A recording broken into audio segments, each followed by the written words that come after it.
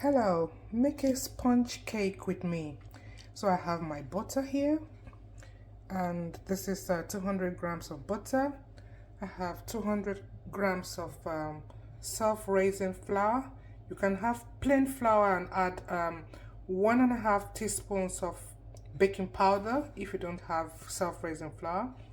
I have 4 eggs there, some milk, which I have put in here. So I have 2 tablespoons of milk. I have also 200 grams of sugar and my vanilla essence. I've lined my cake pans here, so come on, let's bake. So to start with, we have to cream our butter until it's light and fluffy. You can use butter or margarine.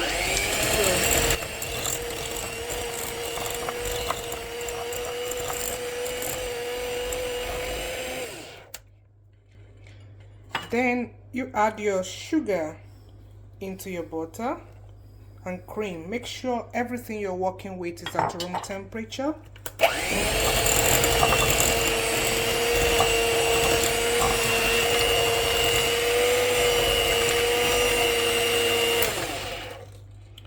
Keep scraping the sides, bringing them together.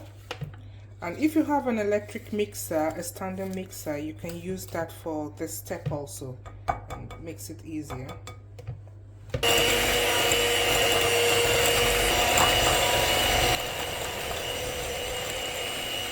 So you take a pulse and scrape again, scrape the sides in, and then continue creaming until it's light and fluffy.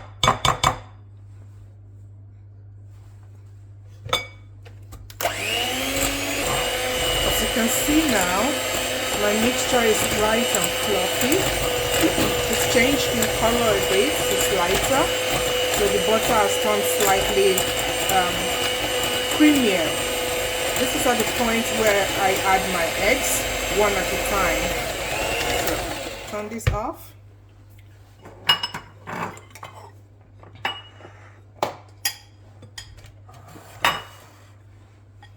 I like to break my eggs into a bowl first so that I can take out any shells, and it ensures that also the eggs are fresh, because I like to use fresh eggs. So you can see if you're not happy with a particular egg, you're not putting it directly into your mixture, and you've taken it out before using it. So you can break it one at a time and add it into your mixture, or break all into a bowl and add little at a time. So I'm using 4 eggs now.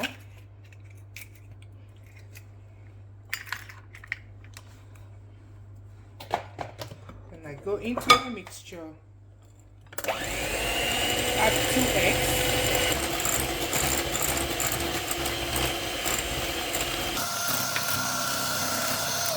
and add the other 2 eggs. If you're working with large quantities, you add them also in bits, like I've done.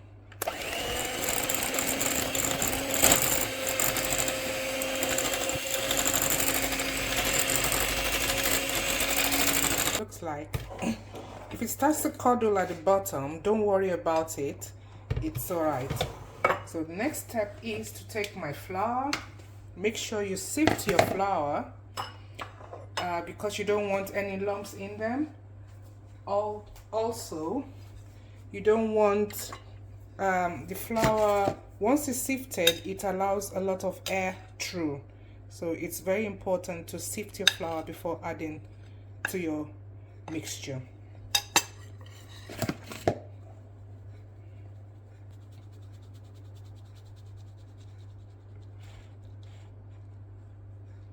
So have my flour sifted now, take the excess out, and then at that point you don't need the mixer anymore, because you don't want to create a lot of gluten by activating the flour. So what I'm going to do now, add the flour in bits.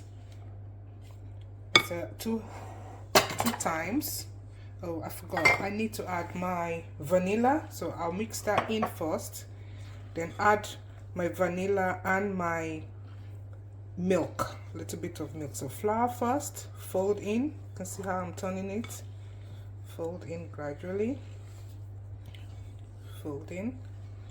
So you don't want to mix too rigorously now, because you've incorporated a lot of air into your mixture, into your egg, butter and sugar mixture, and you don't want to get rid of the air. So also you don't want to mix rigorously, because then your flour starts to form gluten and then it starts to become stretchy like you're making bread, and that's not the plan. So then I'll add some vanilla. I'm using this brand of vanilla essence. That's the one I love. Half teaspoon. 1 teaspoon. It's just a flavor. And then at this point I also add 2 tablespoons full of milk.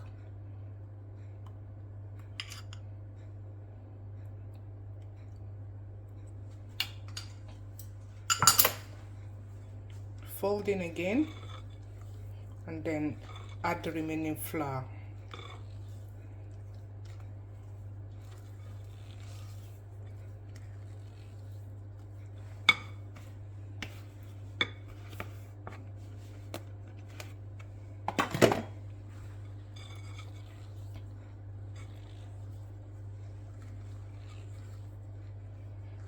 At this point, this is when you have your batter.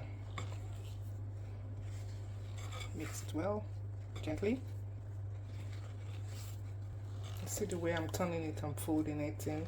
Lift it from the bottom, mix round, and turn it back in.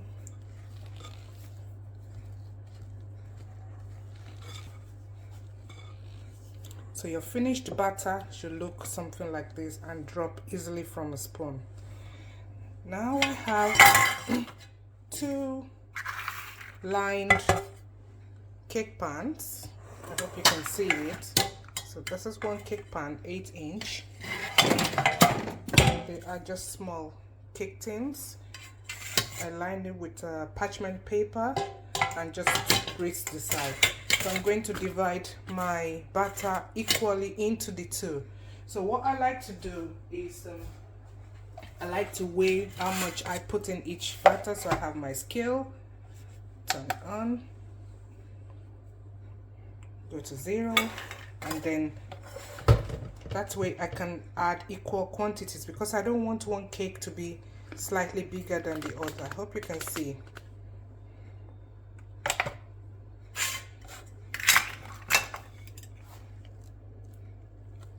So put half of it in here. Here I have about 400 grams butter. Do the same here. So if one is more than 1, I can adjust it. That way I have 2 even cakes. So I have 440 here, which means this is a bit more than the other one. Just mind you, the cake pans are the same size. Okay, and spread around.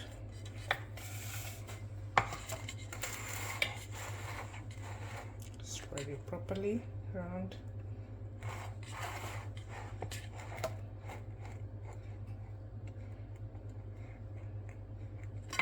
And then drop.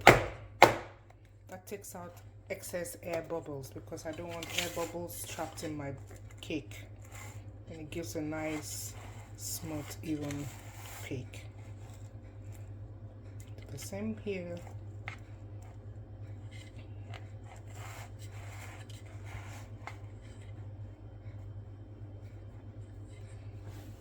Drop them twice, takes out air bubbles, and then pop them in the oven. So my cakes are in the oven now. I've set them at 150 degrees. I like to bake at low temperatures, and I'm going to time them for 15 minutes because they are low. 15 to 20 minutes, and after that I'll come back to check it. So check if your cake is baked by putting in a toothpick. If it comes out clean, nice and clean, then your cake is ready. So allow your cake to cool down for 2 minutes thereabouts, a little, so that you can turn it out easily from the pan.